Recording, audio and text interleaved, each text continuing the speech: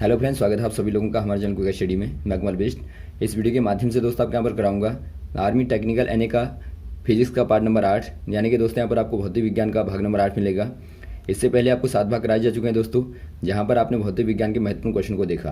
तो आज भी यहाँ पर आप भौतिक विज्ञान के महत्वपूर्ण क्वेश्चन देखेंगे जो बार बार पूछे गए हैं। तो आराम से दोस्तों आप कॉपी और पेन निकाल के सारे क्वेश्चन नोट करेंगे। और साथ में यदि आपने हमारे चैनल को सब्सक्राइब ना किया हो तो प्लीज़ सब्सक्राइब कर लें। और दोस्तों वीडियोज़ को शेयर करना ना भूलें ताकि अधिक से अधिक लोगों तक क्वेश्चन पहुँचें।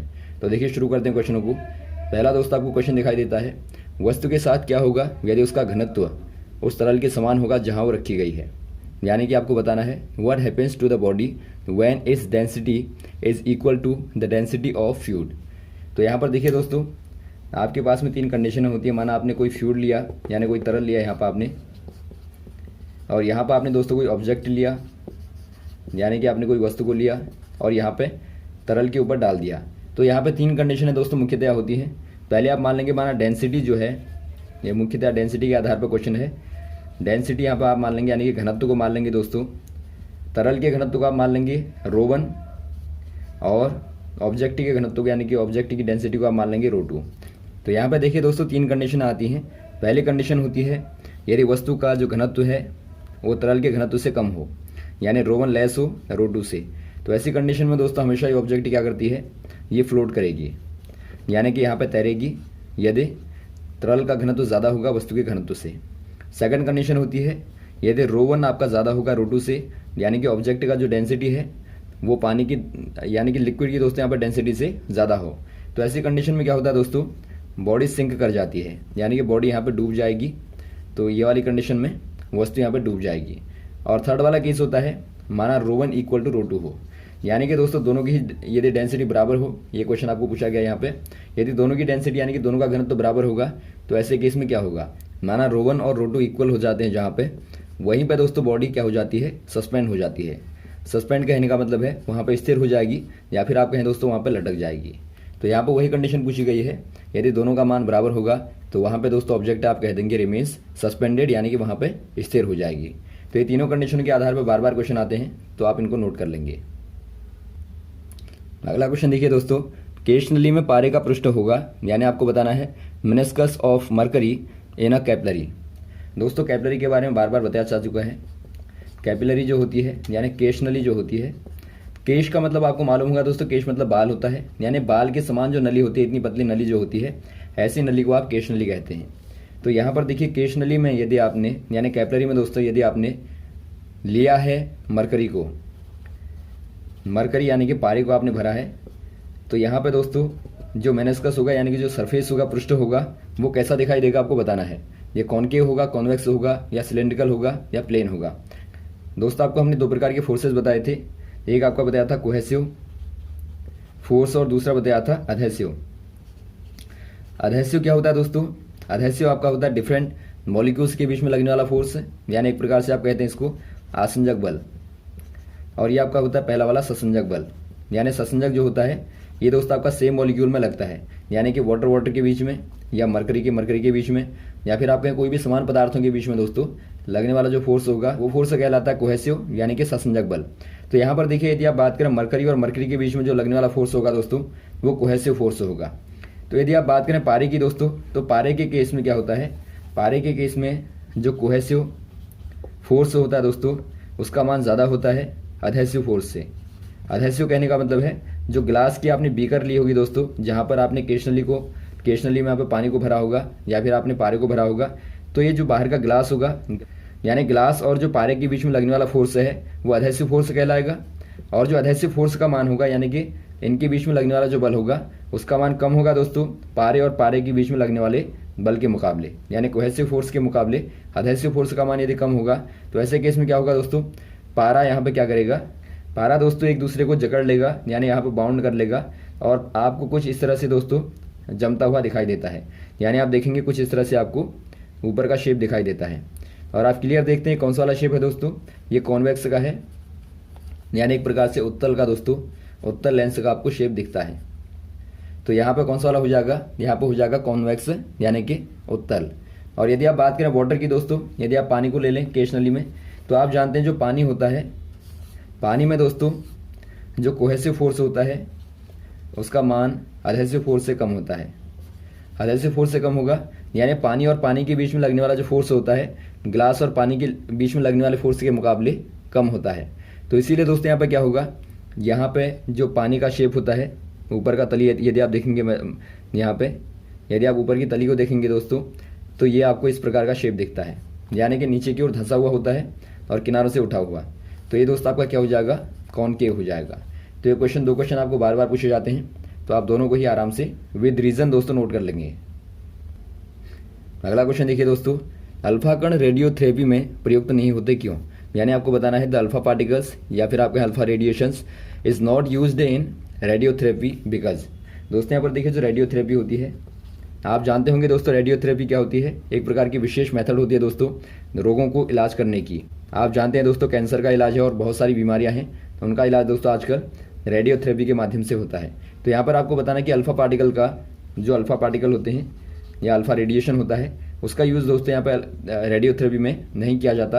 तो ऐसा क्यों होता है आपको बताना है। इनका रीज़न क्या होता है, पहला आपको दिया है it is an ionising radiation, यानी यह एक प्रकार का आयनिक विकिरण है। या अगला वाला दिया है आपको it is unable to penetrate human skin. Second वाला आपको दोस्तों बिल्कुल सही रीज़न दिया है, यानी यह मानव की त्वचा को भेद नहीं पाता है। यदि आप अल्फा पार्टिकल को देखें दोस्तों तो अल्फा पार्टिकल जो होता है हीलियम का एक प्रकार से न्यूक्लियाई होता है, यानी यहाँ पर दोस्तों 2 प्रोटोनों के बराबर चार्ज होता है। और आप देखते हैं एक प्रकार का हैवी पार्टिकल होता है। यदि आप गामा और दोस्तों बीटा की तुलना करें तो अल्फा जो होता है बहुत हैवियर पार्टिकल होता है, वॉल्यूम में भी दोस्तों और चार्ज में भी।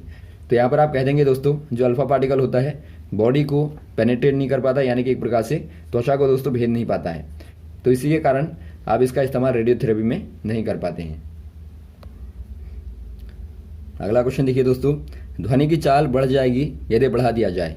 यानी कि आपको बताना है the speed of the sound increases when there is an increase in. यानी कि आपको बताना है इनमें से आप क्या बढ़ाएंगे ताकि ध्वनि की चाल बढ़ जाए। पहला आपको दिया टेम्परेचर को, दूसरा आपको दिया मॉइस्चर को, तीसरा आपको दिया ए और बी दोनों को, और चौथा आपको दिया नन ऑफ दीज। यहाँ पर देखिए दोस्तों आप जानते हैं जो साउंड होती है यानी कि ध्वनि जो होती है दोस्तों, ध्वनि पर टेम्परेचर का इफेक्ट पड़ता है, यानी कि तापमान का इफेक्ट पड़ता है। कैसे पड़ता है दोस्तों, यदि आप टेम्परेचर को बढ़ाएंगे तो टेम्परेचर को यदि आप इंक्रीज़ करते हैं दोस्तों तो यहाँ पे ध्वनि की चाल भी क्या हो जाती है, साउंड भी दोस्तों क्या हो जाती है, इंक्रीज़ हो जाती है। यानी कि साउंड की जो वेलोसिटी होगी, स्पीड होगी दोस्तों बढ़ जाएगी। तो यहाँ पर आप कहेंगे पहली कंडीशन आपकी फॉलो होती है दोस्तों, यदि आप 1 डिग्री सेंटीग्रेड तापमान को बढ़ाते हैं दोस्तों तो यहाँ पर लगभग 0.61 मीटर साउंड की स्पीड बढ़ जाती है। तो ये आप नोट कर लेंगे, ये आपका अनुपात होता है। और वैसे आप बात करें मॉइस्चर की, मॉइस्चर आप जानते हैं दोस्तों एक प्रकार से नमी है, यानी कि पानी है। और आप जानते हैं साउंड की जो स्पीड होती है वो दोस्तों सर्वाधिक होती है ठोसों में, यानी कि सॉलिड में होती है, बाद में लिक्विड में और बाद में गैसों में। यानी आप गैसों में दोस्तों यदि आप मॉइस्चर को मिला देंगे, थोड़ा सा पानी मिला देंगे, तो वहाँ पे एक प्रकार से पहले की तुलना में दोस्तों ज़्यादा स्पीड हो जाएगी, यानी कि एयर के मुकाबले वहाँ पर ज़्यादा स्पीड होगी। तो यहाँ पर आप कह देंगे मॉइस्चर से दोस्तों स्पीड बढ़ जाएगी साउंड की। तो सेकंड वाला भी दोस्तों बिल्कुल राइट है। तो यहाँ पर आप टिक कर देंगे ऑप्शन नंबर सी वाले में, ए और बी दोनों। अगला क्वेश्चन देखिए दोस्तों, पूर्ण आंतरिक परावर्तन घटित होता है जब, यानी आपको बताना है total internal reflection would happen only if. यहाँ पर आपको कंडीशनें बतानी है जो टोटल इंटरनल रिफ्लेक्शन होता है, यानी एक प्रकार से आप दोस्तों कहते हैं पूर्ण आंतरिक परावर्तन जो होता है वो कब होता है। इसकी मेनली 2-3 कंडीशनें होती हैं दोस्तों। यदि आप यहाँ पे देखिए पहला काम करेंगे 2 माध्यम लेंगे, यानी 2 मीडियम आप ले लेंगे, दोनों का अपवर्तनांक यानी कि रिफ्रैक्टिव इंडेक्स जो होगा, एक का दोस्तों आप N1 मान लें, एक का आपका N2 मान लीजिए। दोस्तों आपका डेंसर मीडियम है, डेंसर कहने का मतलब है सघन माध्यम है, और ये आप मान लेंगे रियरर मीडियम है, यानी कि विरल माध्यम है। यानी आप यहाँ पर मान लीजिए आपका वाटर है और यहाँ पर आप एयर मान लीजिए। तो यहाँ क्या होता है दोस्तों, 3 कंडीशन आप देखेंगे। पहली कंडीशन में आपने इंसिडेंट रे को यहाँ से लिया, यानी कि एंगल θ1 पर लिया, और ये θ2 पर मान लीजिए क्या हो जाती है, रिफ्लेक्ट हो जाती है, यानी कि यहाँ पर निकल जाती है। सेकंड कंडीशन में दोस्तों आपने थोड़ा सा एंगल को बदल दिया, आपने यहाँ पर डाला तो ये यहाँ पर चली जाती है।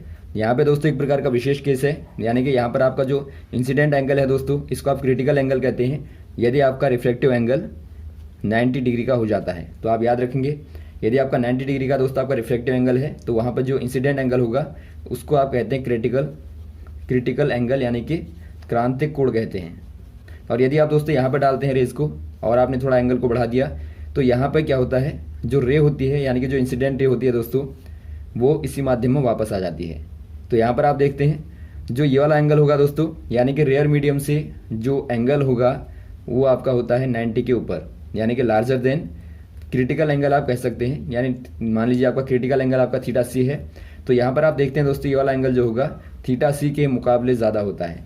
तो यहाँ पर आपने दो केस देखे, पहला तो देखा दोस्तों आपका नीचे वाला डेंसर होना चाहिए पहला, बाद वाला रेयरर होना चाहिए। और सेकंड केस आपने देखा जो एंगल रेयर मीडियम से बनता है दोस्तों वो क्रिटिकल एंगल के मुकाबले ज़्यादा हो जाता है, यानी कि 90 डिग्री के ऊपर होगा तो ही वहाँ पे पूर्ण आंतरिक परावर्तन होता है। तो यहाँ पर देखिए कौन सी वाली कंडीशन आपको दी है। पहला आपको दिया है a ray travel from denser to rare medium, तो पहली कंडीशन हो जाएगी ये वाली, जब किरण सघन माध्यम से विरल माध्यम की ओर जाती है।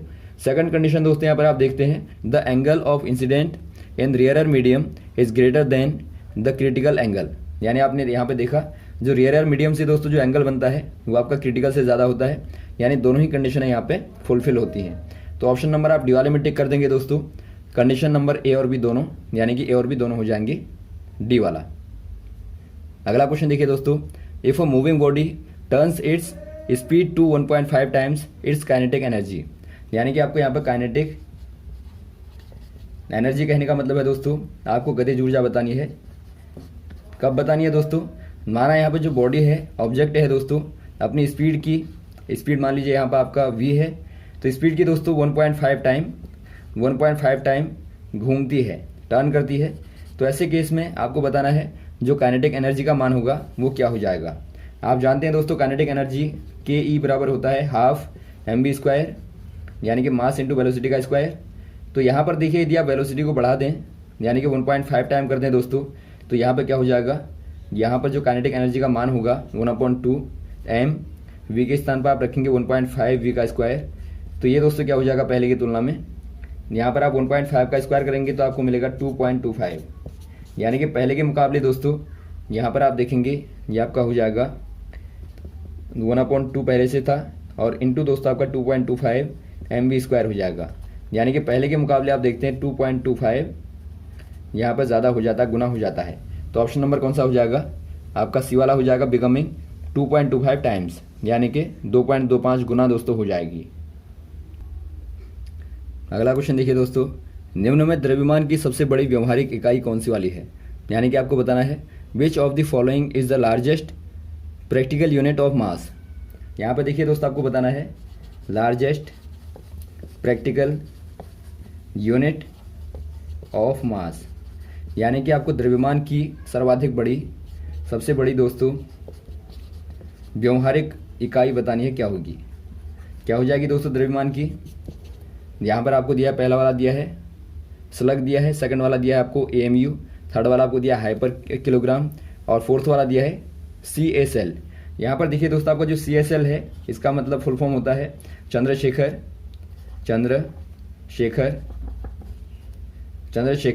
लिमिट, और यही दोस्तों सबसे बड़ी इकाई होती है, यानी कि सबसे बड़ा यूनिट होता है मास का।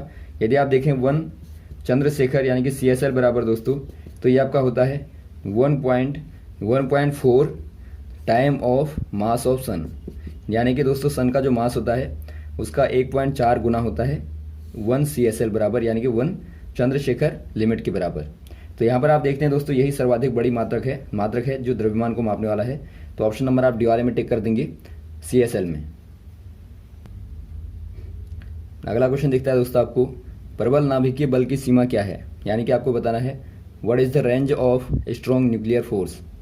यहाँ पर आपको देखिए बताना है स्ट्रॉन्ग न्यूक्लियर फोर्स की रेंज, यानी कि जो प्रबल नाभिकीय बल होता है, प्रबल नाभिकीय जो बल है दोस्तों आपको उसकी लिमिट को बताना है, यानी कि रेंज को बताना है। आप जानते होंगे दोस्तों 4 प्रकार के फोर्सेस होते हैं नेचुरली, जो 4 प्रकार के प्राकृतिक बल होते हैं, यानी कि नेचुरल फोर्सेस आप कहते हैं इनको। इनमें दोस्तों पहला वाला आता है आपका ग्रेविटेशनल फोर्स होता है, यानी कि आप इसको FG कहते हैं दोस्तों। यानी गुरुत्वाकर्षण बल कहते हैं, गुरुत्वाकर्षण बल हो गया। सेकंड वाला होता है इलेक्ट्रिकल फोर्स, इलेक्ट्रिकल फोर्स कहने का मतलब है जो वैद्युत बल होता है। थर्ड वाला होता है दोस्तों मैग्नेटिक फोर्स, मैग्नेटिक फोर्स यानी कि चुंबकीय बल होता है। और जो फोर्थ वाला होता है न्यूक्लियर फोर्स होता है, यानी कि एक प्रकार से आप कहें नाभिकीय बल होता है। तो यहाँ पर 4 प्रकार के फोर्सेज होते हैं। इनमें दोस्तों यदि आप देखेंगे जो न्यूक्लियर फोर्स होता है वो सर्वाधिक प्रबल होता है, यानी कि सर्वाधिक स्ट्रॉन्ग होता है। यदि आप न्यूक्लियर फोर्स की रेंज को देखें दोस्तों तो आप जानते हैं जो नाभिक होता है यानी जो न्यूक्लियस होता है, इसका साइज लगभग दोस्तों आपका होता है 10⁻⁻15 मीटर, यानी कि एक प्रकार से आप कह सकते हैं ये दोस्तों आपका लगभग 1 फर्मी के बराबर होता है। फर्मी आप जानते होंगे जो कि नाभिक को मापने की एक प्रकार की इकाई होती है। तो 1 फर्मी इक्वल टू आपका 10⁻15 मीटर होता है। तो अप्रॉक्सीमेटली दोस्तों आप कह सकते हैं कि ये रेंज होती है। तो यहाँ पर आपको दिया गया है ऑप्शन नंबर कौन सा दिया गया दोस्तों, तो यहाँ पर देखिए आपको ऑप्शन नंबर डी वाला दिया है वेरी शॉर्टर न्यूक्लियर साइज, यानी कि दोस्तों आपका बहुत छोटा नाभिकीय आकार जो होता है वहाँ पर ही दोस्तों इनकी प्रबलता होती है। तो यहाँ पर आप कह देंगे ऑप्शन नंबर आपका डी वाला हो जाएगा। और साथ में दोस्तों आप याद रखेंगे जो न्यूक्लियर फोर्स होता है यानी एफ न्यूक्लियर बराबर 10⁻38 टाइम होता है दोस्तों एफ ग्रेविटेशनल, यानी कि जो गुरुत्वाकर्षण बल होता है उसके मुकाबले नाभिकीय बल दोस्तों 10⁻38 गुना ज़्यादा प्रबल होता है। तो ये आप याद रखेंगे। और ये आपका दोस्तों प्रबलतम होता है और ये आपका सबसे हल्का बल होता है, यानी ये आपका दोस्तों सबसे लोअर फोर्स होता है, यानी कि पुअर फोर्स होता है। अगला क्वेश्चन देखिए दोस्तों, VI graph of ohmic law, यानी आपको बताना है ओमियन नियम के लिए जो वीआई ग्राफ है। वीआई ग्राफ कहने का मतलब है, वीआई कहने का मतलब है दोस्तों वोल्ट या वोल्टेज कहें आप, आई मतलब करंट, जो ग्राफ होता है वो कौन सा वाला होगा। तो यहाँ पर आपका पहला वाला दिया है दोस्तों इस प्रकार का दिया है, सेकंड वाला बना रखा है इस प्रकार का, थर्ड वाला दिया है इस प्रकार से, और यहाँ पे वी है ये आई है, यानी ये आपका दोस्तों वोल्टेज है और ये करंट है। तो इनमें से कौन सा होगा दोस्तों।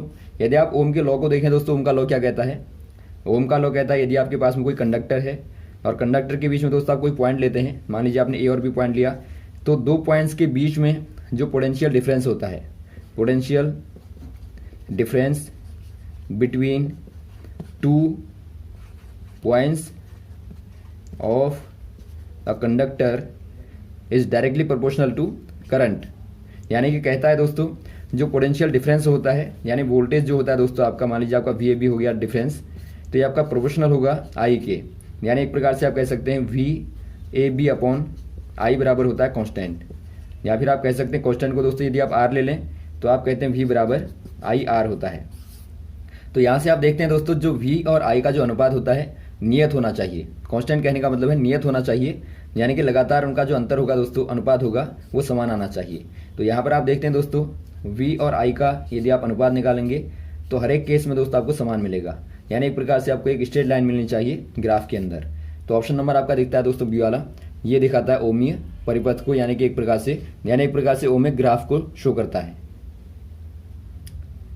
अगला क्वेश्चन देखिए दोस्तों, गतिज समीकरण v बराबर u प्लस ए टी को कब लगाया जाता है, यानी कि आपको बताना है the equation of motion v बराबर u plus A T can be applied in which case.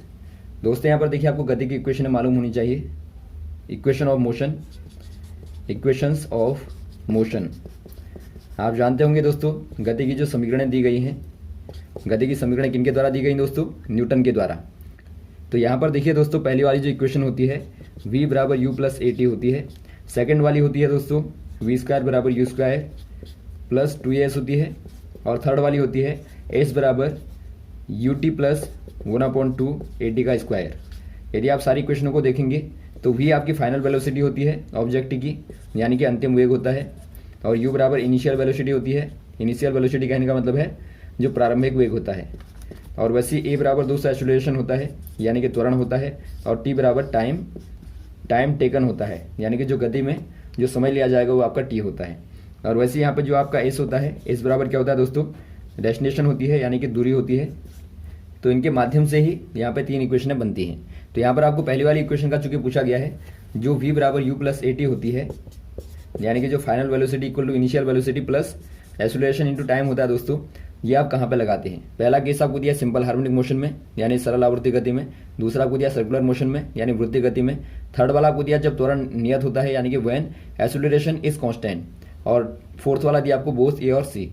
यहाँ पर देखिए दोस्तों आपका जो थर्ड वाला केस है, यानी जब आपका ए बराबर होता है कांस्टेंट, यानी त्वरण जो होता है दोस्तों आपका नियत होता है, तो ऐसे वाले केस में आप इस वाली इक्वेशन का यूज़ करते हैं।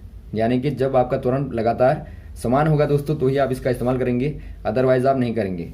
यदि आप हार्मोनिक मोशन को देखें दोस्तों, हार्मोनिक मोशन इस प्रकार से होता है, यानी यहाँ पर आपका आइसोलेशन लगातार क्या होता है, चेंज होता रहता है, यानी कि लगातार बदलता रहता है। और वैसे आप सर्कुलर मोशन में देखें दोस्तों, तो सर्कुलर मोशन में भी लगातार चेंज होता रहता है, यानी आइसोलेशन यहाँ पर भी आपका लगातार बदलता रहता है। तो आप दोस्तों सर्कुलर मोशन यानी वृत्तीय गति और जो हार्मोनिक मोशन है यानी सिंपल हार्मोनिक मोशन है, यहाँ पर दोस्तों आप इनका यूज़ नहीं कर पाते हैं इक्वेशन का पहली वाली। तो आप यहाँ पे कह देंगे ओनली दोस्तों आप सी वाले में, यानी व्हेन एक्सेलरेशन इज कांस्टेंट होगा, यानी त्वरण जब नियत होगा, वहाँ पर आप इसका इस्तेमाल कर पाएंगे। तो ऑप्शन नंबर आप सी वाले में टिक कर देंगे। और यहाँ तक दोस्तों आप क्वेश्चन को तैयार करें, आगे को लगातार इस प्रकार से क्वेश्चन को बताते रहेंगे। यदि आपको कोई कन्फ्यूजन हो तो आप कॉमेंट बॉक्स में कॉमेंट करें। Okay, thanks. जय हिंद, जय भारत।